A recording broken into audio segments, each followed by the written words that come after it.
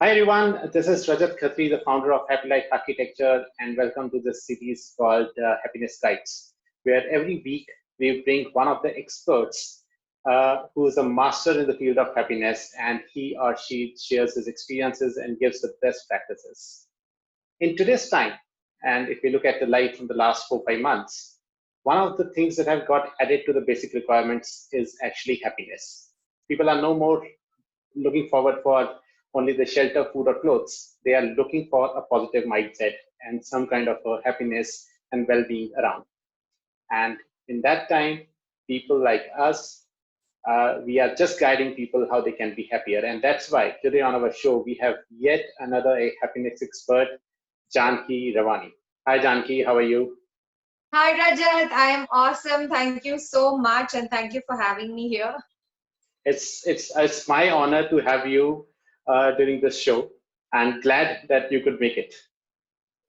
I'm glad to finally. Great, great, Janki. Janki, let me not spend a lot of time telling audience who you are, and I would like you to tell something about yourself and why you are a happiness coach also. So Rajat, I am a happiness coach and it's very interesting because never in my life had I planned this, right? I Yeah. did my MBA. My life was very much the, tick in the box for everything that your parents and society had planned for you. So, Yeah. graduation, post-graduation, marriage, job, kids. Literally till 33, I was doing only that, Okay. everything on the timelines that people expected. And Yeah. when I wanted to take a break from the corporate career after having my second child, I literally sat, at the with a book and wrote like, what can I do? Like, what am I good at that I can Right. do? And it's really funny because when how you do a SWOT, in your MBA, you're always Yes. taught to a SWOT. So when I Yeah. did, my strengths and weaknesses and weaknesses, so I wrote quite a few.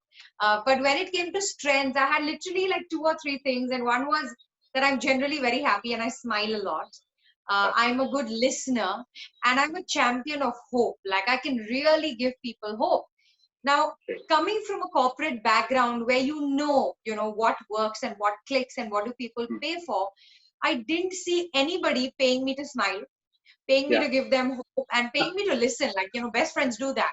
So Yes. how can I make a career out of this? And back then there was no concept of a happiness coach. Like now, Right. literally you will have thousands across the world. But when I was starting out, there was it almost felt like a coin I termed, Yes. because I just Okay. heard it somewhere and I said, I don't want to be called a healer.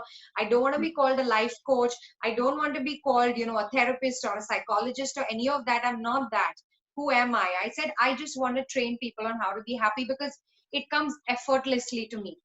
And Great. which is why I decided, I said, okay, let me do something I'm good at, Yeah. something that I have done so effortlessly. Let me start seeing how do I keep myself so happy. And I realized that my emotional resilience, my adaptability was so high that I figured, I really could contribute to people's lives. So I studied for 1 year. I studied a whole lot of modalities, everything from hypnosis, past life regression, EFT, theta healing, access consciousness. I mean, I studied, and then, I just jumped in. I started House of Happiness. Right. And, House of Happiness came about because I truly believe that this mind and this body is the only place you have to live for this entire lifetime. There is I literally agree. nowhere I else to go. agree. You can change your workplace, you can change your Yes. home, physically, you can change your office, you can even change the people you hang out with. But Exactly. this space between your 2 ears and this physical frame is going to be there with you your whole life. And I figured Absolutely. that, if you want to live a happy life, this place that we call home for this lifetime, which you cannot change, you cannot do a Yes. body swap. Yeah. So I Absolutely. let's make this a happy place to live in, and that's how I started House of Happiness. And I've been, as a happiness coach also, you evolve. Like what I was Yes. 3 4 years back, Back. it was I know. very fascinating for me to learn, how people create their illnesses. I even gave my TEDx talk about that. Yeah. But right now I'm at a stage where I'm like, wow, if I had this information and wisdom and these tools at 18 or 21, where you're really Yeah. starting out life, you haven't been say that. Right. Yeah. Life really hasn't happened to you too much. Like most people, it hasn't. Yeah. You're still fresh. You're still, starry-eyed. You want to go out there and make a difference. I said, if I had these tools back then, there would have been a lot of things I would have done differently. And my mission today is to really do that, to reach out to schools and colleges and give Yes. this happiness toolkit, this emotional mastery toolkit, this way of living consciously to them, and really see the wonder and future that they will then create Sure. consciously. So yeah, that's where I'm at. Sorry, I Great. talk a lot. No, that's totally fine. You have to. So one thing what you said, and that just struck me, is that this is the house. So I never, when I heard about the house of happiness, I never thought from that point of view. But this is the house, and I think the one thing is, if you can really work on this house, you actually need not change the people or the work or the job or anything around you.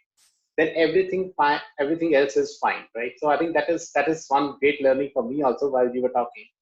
And but second thing, when you said that at 18 or 21 I should have started, I'm just going a bit earlier. Why not at 10?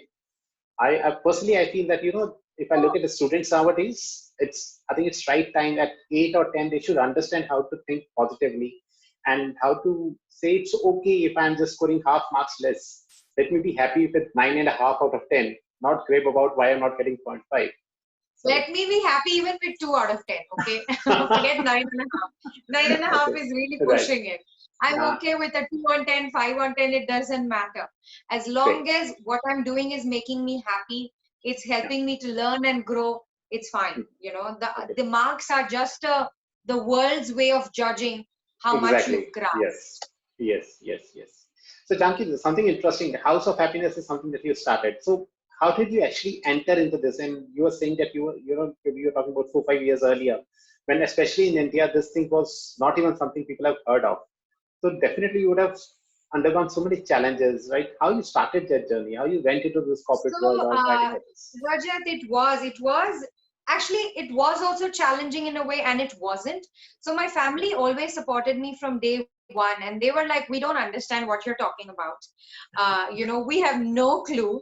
We don't Yeah. know if this money is being invested and it's going to grow, or it's just one of those things you'll do for 3 months Yeah. and you'll give up. Okay, we don't know what you're going to do with this."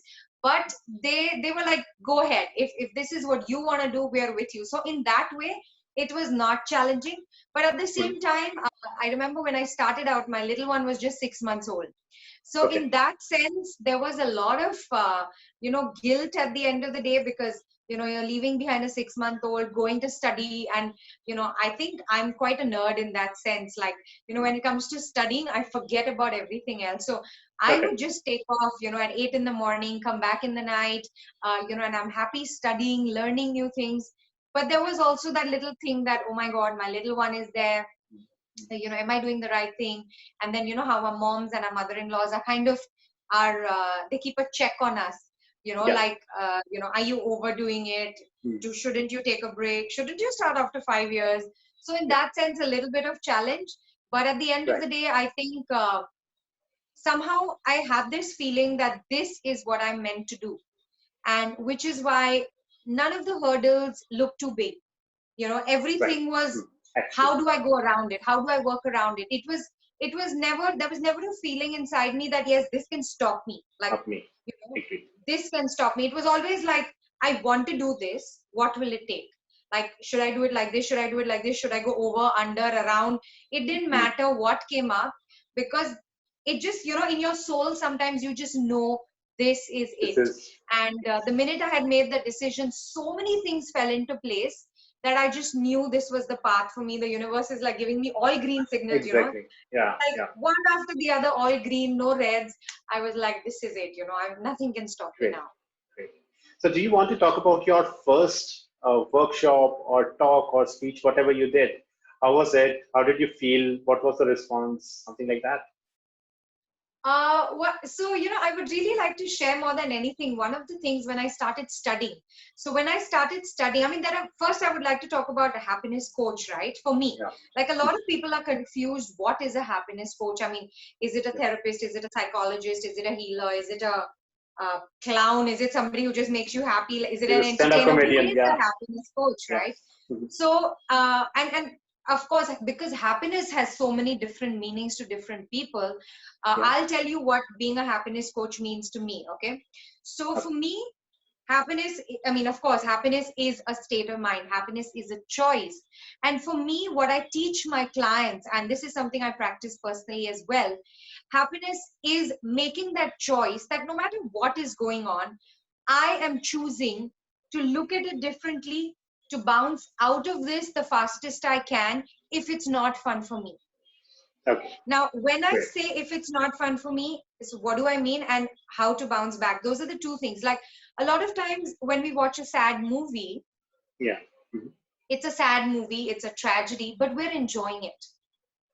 Okay.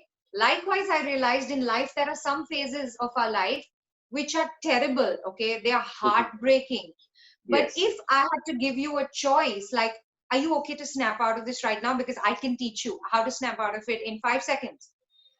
A lot of times I find myself, and I have the tools, but I find like, no, you know what? I really want to feel this right now. Yeah. And that's where I realized that a lot of life is actually a drama. You know, I mean, I've read a lot of Bhagavad Gita and Vedant philosophy, and for me, it was always like, you know, they're saying ye sab leela hai, you know, life is a drama and the Yeah. show must go on, and you know, nothing is real. And I used to always be like, you know, what do they actually mean? And I realized that these stories that we speak to ourselves in our head, the narrative, is what we are making of it. There is nothing that's real. Yeah. I mean, today, Right. if I had to slap you, you can either choose to sit and cry like, oh, she slapped me, or you can slap me back, or you can say, oh my God, I will have my revenge someday. Or you can, I mean, there are hundreds of And the narratives opposites. that you can give, but what you choose to make of it is what it becomes for you. So truly, there is nothing that's going on other than the narrative you're giving it, which is simply the way you're writing your script. So Exactly. when I Yeah. realized that this was only a narrative that I was choosing to indulge in, I could snap out of it anytime I wanted. But sometimes I realized I didn't want to. I wanted to enjoy that tragedy, that Yes. heartbreak, or I'm missing this person. And that's when I realized that that's what my clients are also doing. So today, when I work with them, I give them the choice, like, become conscious that you've chosen this. Okay. If you want to step out of it, I can give you the tools. Yeah.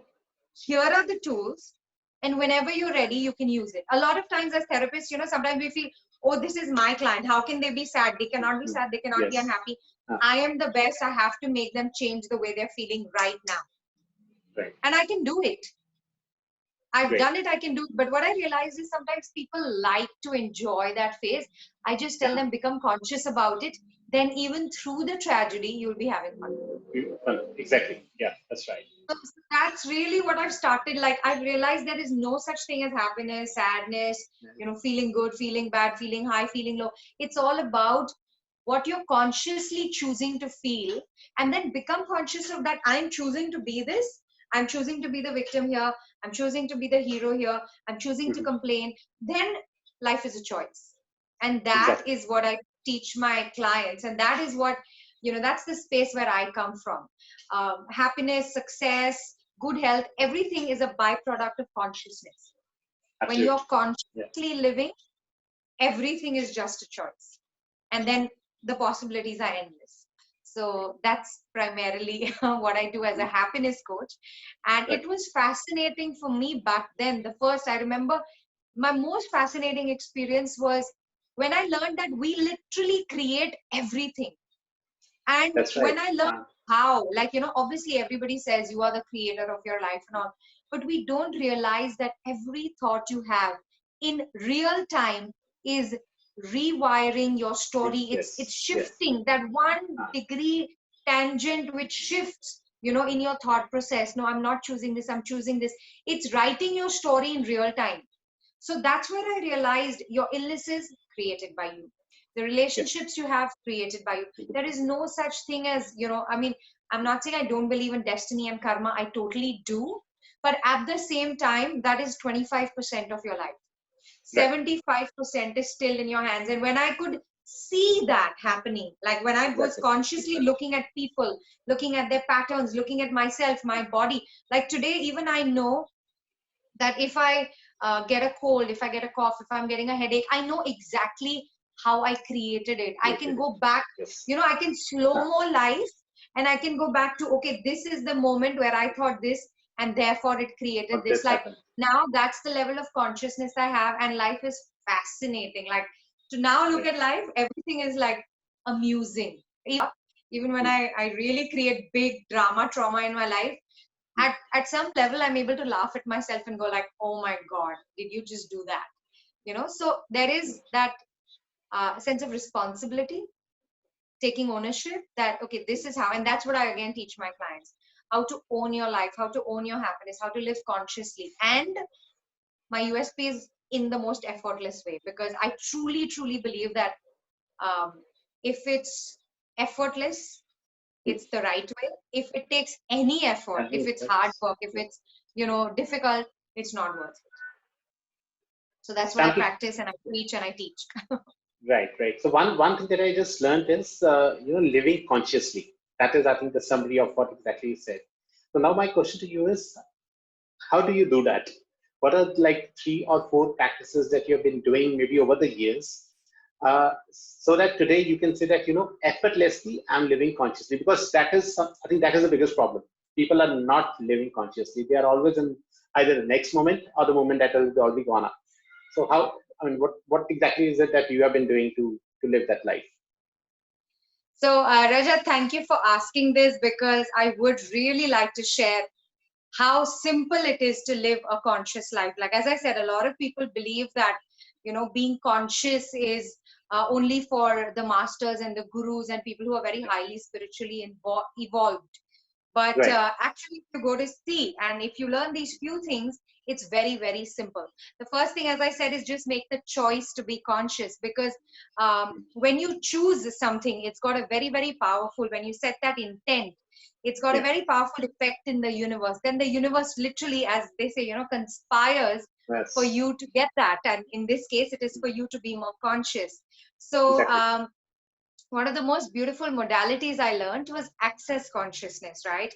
And Yeah. it's the only modality. When I learned it, I was like, wow, this is what bridges the gap between, like the Bhagavad Gita and this and that. They tell us what to do. Exactly. In whatever little I studied, I didn't find the how to do it, How to right? do. Yeah. And access consciousness was what gave me the tools to really be conscious in the simplest possible way. It's like 5 seconds on the go. Okay, Right. it's not big stuff. It's not about meditating for hours. It's not about doing anything specific. But the tools are so simple that you can incorporate them in your daily life, Yeah. and so naturally, once you get the hang of it, very effortlessly you can start practicing consciousness in minute to minute, second to second. So one of my favorite tools that I've learned is to ask a lot of questions, because Yeah. we're designed to live life, um, as I say, in default mode. Or Yeah. Right. like, it's like when you're driving from home to work, you don't really use your head. You're Exactly. Yeah. mechanically driving. You know where to take a left. You'll Yeah. not even consciously see the signal. You'll just stop Exactly. when you have to. You'll go when you have to. You'll have a full conversation, or you'll be listening to music. Your mind will be somewhere else, It's somewhere but else. you'll Yes. still do everything perfectly. But Yeah. that is living a life on mechanical or default mode. Default mode. And when you ask questions, so we're taught, we're conditioned to respond to situations in a very specific way. It's what I Exactly. call living a template life. Okay, Right. because we have a template for everything. If somebody shouts at me, this is my template of how to react. If I have a Right. breakup, this is my template. If I get fired, or if I have a failure, this is my template. If I have a very happy day, this is my template. If I have this is my template. So we live life in templates. And when Right. you ask question, you're actually saying, I'm not going to use the templates I have. It doesn't matter how many templates have been fed into me. It doesn't matter how long I've used those Right. templates. But this time, I will consciously create what I want to do in my life. So asking a question is the first way to be conscious. So let's say somebody shouts at you, okay? And somebody just comes and dumps their whole anger on you and was like, you're stupid, you don't know how to do something, and da, da, da, da. Like we have these experiences where people are Yes. always Exactly. dumping their Yeah. emotions on us. Now, Right. the default way, the template life says, you shout right back, or you go like, what do you think you're doing? How can you say that to me? And I'm not like this. And you start defending yourself, or you'll buy their point of view, right? And you'll feel really depressed and like, I'm sorry, oh God, this happened, that happened. I must be really useless and unworthy. So you either buy it or you reject it. Either ways, you're giving your energy to that which you don't have to. Exactly. So when you ask a question, you go like, okay, what's truly going on here for this person that is making them treat me like this? So here, A, I'm not taking it personally, and B, I'm asking a question. Yeah. So if you can do these two are my favorite tools. So one is, nothing that happens in the world is because of you or for you, or, like we feel this whole sense of self-importance, like I'm the center of the universe. Oh, he said that to me. This happened to me. Like we have this whole sense of, like everybody's out to get me. They want to put me down. No, it's not about you, honey. That's just who they are. People who are nice are just nice. People who praise you just praise you because they're nice. People who scream at you are just screaming at you because they're having a bad day. It's got nothing to do with you. So when you realize that A, don't take it personally, and B, what question can I ask here to actually be able to snap out of this? So when you say that, okay, what's really going on here? How can I be here for this person instead of buying into their story? How can I be here for them so I can help them come out of this? I read a beautiful quote once which said, don't let people pull you into their storm. You pull them into your calm. Right. And I loved that because everybody's fighting their own battles, and sometimes unknowingly we get sucked into it thinking, oh, they're fighting with me. They're not fighting with you. They're fighting their own battles, and you are just literally collateral damage because you happen to be in the proximity. And if you can just realize that and be there for people, you will keep yourself out of a whole lot of drama, and you'll be able to help them out as well. And I think, those two are literally my favorite things to do. Ask a whole lot of questions. What is this? What can I do here to change this? What will it take for me to change this? What's truly going on that I'm not able to see? How can I be there for this person? What else is possible? How does it get better than this? So one set of questions, and two, don't take it personally, because literally nothing that's happening is about you and for you or because of you or targeted at you. That's just who they are. It's because of something that's going on there. You just have to keep your sanity and meander around. That's what it is. Sure. Thank you so much, Janki. I think they both are very, very useful. And I've been practicing a lot of things to stay happy and calm most of the time, but I think these are two more things which I'll be practicing. And the viewers who will be listening to this, I would request you to try these both the things. You might not get the answer the first time, but keep on trying at least for the next 5, 7, 10 days. And in case not, you can always talk back to Janki. So, Rajat, I would like to share here, whenever anybody learns a new tool, right? The way I look at it is, a lot of people are skeptical, right? Like, oh, is it so easy to be conscious? Oh, just by asking a question, what's going to happen, right? But the way I look at it is that, again, your point of view creates your reality. Right? So if you've already decided this doesn't work, it will not work. Your point of view creates your reality. It won't work for you. But instead, if you say, okay, this is an interesting thing she said, what if I could just give it a chance? Like with an open mind, if I could just play with these tools for, let's say, even a day or a week, even one day is enough. Like, let me just play with this. For everything that happens today, let me ask questions. What's truly going on here? What's truly going on here? What can I do to change this? Am I getting sucked into the drama? Wait, can I pull back and say, okay, what is going on here? If you allow yourself to just play with the tools, you will see how much fun they can be. But if you go with the agenda to test the tools, do they really work? When you go to test anything, you can either pass or fail. You will either get it right or wrong. So, every word that you use is creating an energy in your world. So when you say, I'm going to play with this, it creates a different energy than when you say, I'm going to test this. It's a very subtle energy, but it really sometimes pulls you out of the game and you won't even know what happened. And you'll be like, oh, none of this shit works. These people just make it sound too easy. That's true. Again, that's true. My point of view creates my reality, and I believe all of this is easy as hell. So that's how it turns out for me. So I think these all are more like a mental exercises that you have to do. And it's very similar to the physical exercises. And it's just like people think that, one day I'll go to a gym and I'll be fit. No, it doesn't happen in one day. It actually takes 5 to Absolutely. 7 days just to get into that flow. And the results will definitely come a few days later. So I think it's all about at least giving yourself that chance that I'm going to I'm going to consciously do this for the next 7 days. And let me Yeah. see how I'm feeling and be more conscious about yourself. Yeah. Janki, I must say Absolutely. one thing. While you were talking all these things, I was actually, listening very, very carefully. And for a moment, I thought it's like really some very educated saint or monk who's saying this. It's just that she's a much more modern The look than. face kind of doesn't match the thoughts, but actually, Yeah, Rajat, a lot of people tell me this when I go for corporate talks, and I make it a point to like dress to look a little older, so I wear these elaborate saris and this statement jewelry to kind of make an impact, because otherwise people dismiss me literally as a little girl. right. That's what I've been told everywhere. Exactly. And then, of course, after my talk, people will come and say, "Oh my God, we didn't expect you to come up with so much Right. wisdom." And I said, like, I might look probably 30 something here, but I've got a few lifetimes experience with this. So, Exactly. Yeah. that's where I'm coming from. And Right. then they go Right. like, okay. So, but the Uh, best part is, when I work with clients, and I've had clients in 4 continents. I've had clients who are, 5 and 10 years old, all the way to right. 80-year-old. Uh, The response that I get unanimously from all is that your stuff is so simple that literally a 5-year-old, the tools I teach the 80-year-olds and 50-year-olds is what I teach the 5-year-olds, and all of them can practice it so easily to get results. right.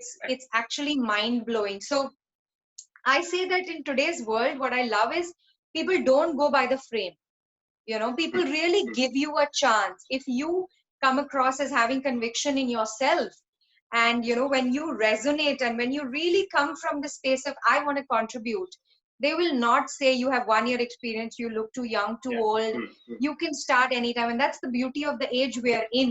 yeah. A lot of the old patterns, myths are being busted.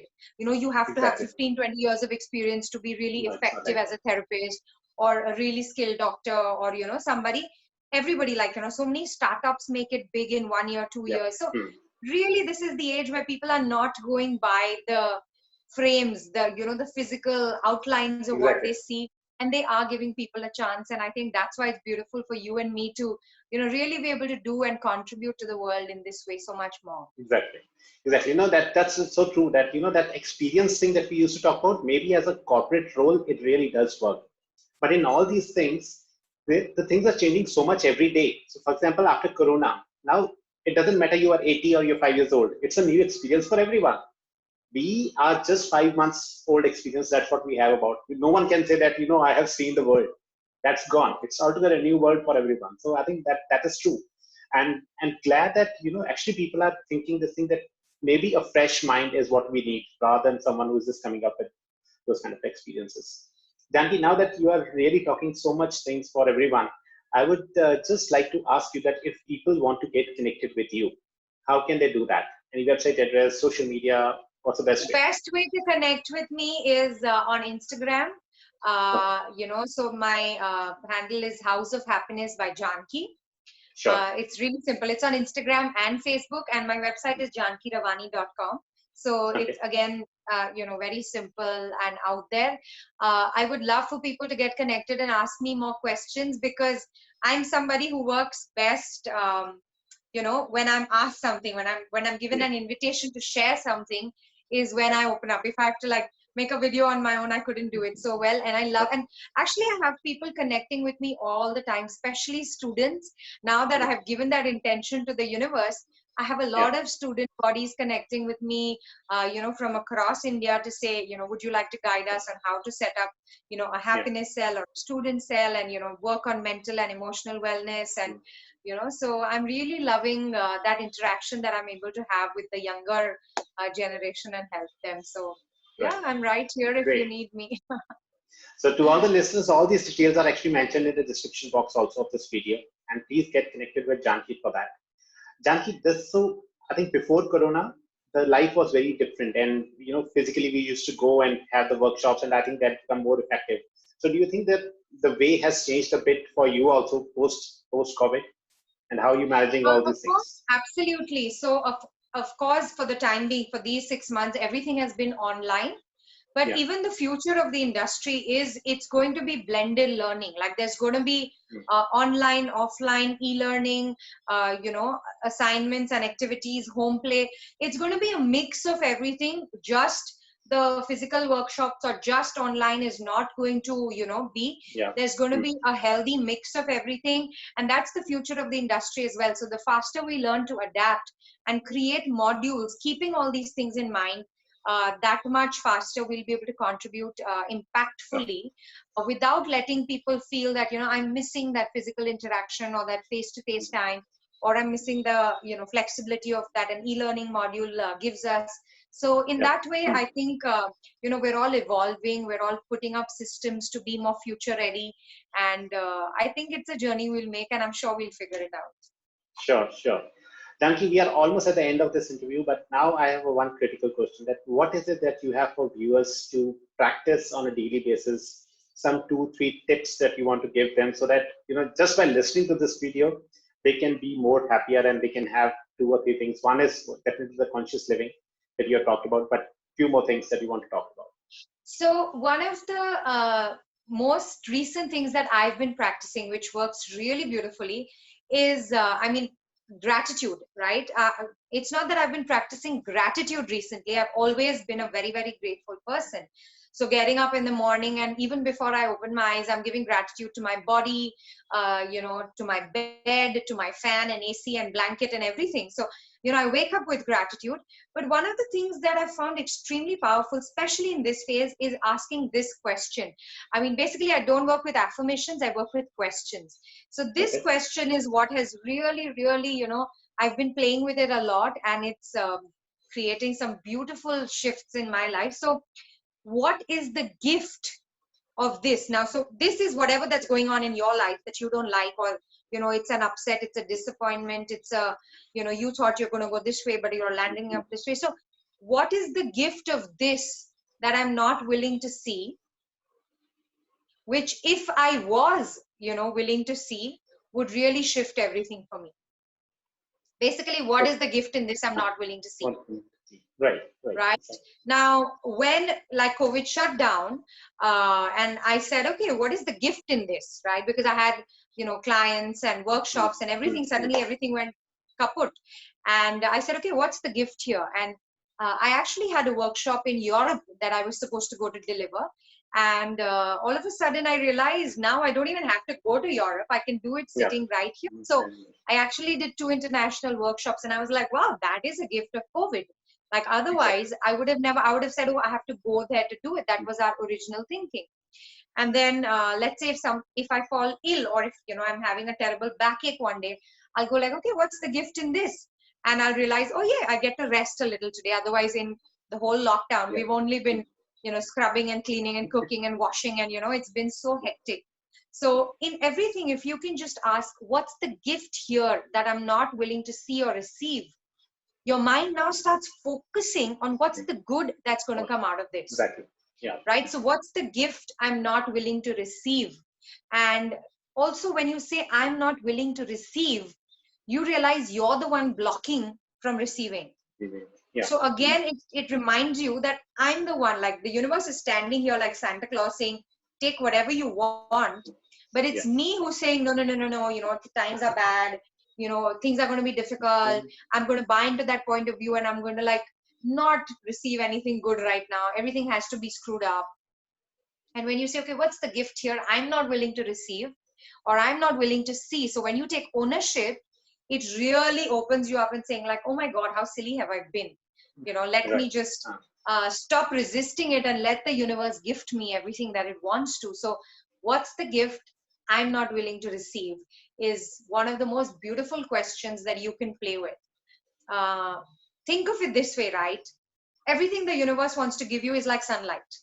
Okay, just simply like sunlight.